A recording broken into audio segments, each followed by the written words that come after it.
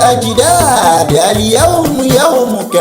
àlẹ́ òní sọ́jọ́ bí o ọmọ ayára ọlọ́run wà gángan Sheikh Abdul Qadir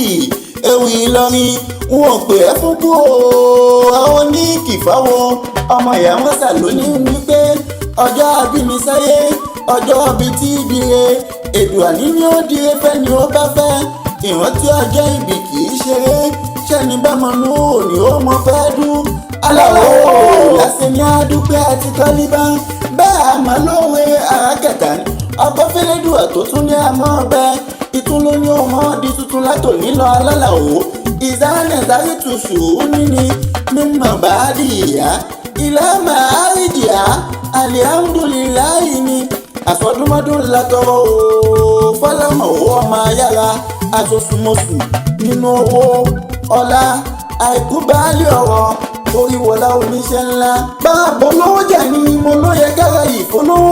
náwó lọ́mọ ayára tá a bá rí mọ́kọ́ ó tún níwà mẹ́sìn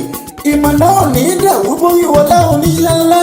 ọmọ ìyá mọ́sàmọ́sẹ́ bó sàmí ẹ̀ ọmọ ayára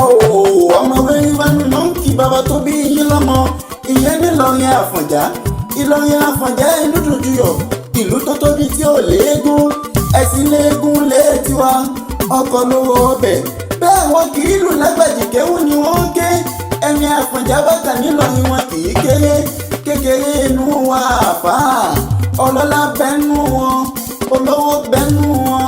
ọmọ ayára wọn lówó ti sọdún èyí náà àwọn náà là ó péjú sẹ̀mí ṣé wàá lílì àlùfáà tó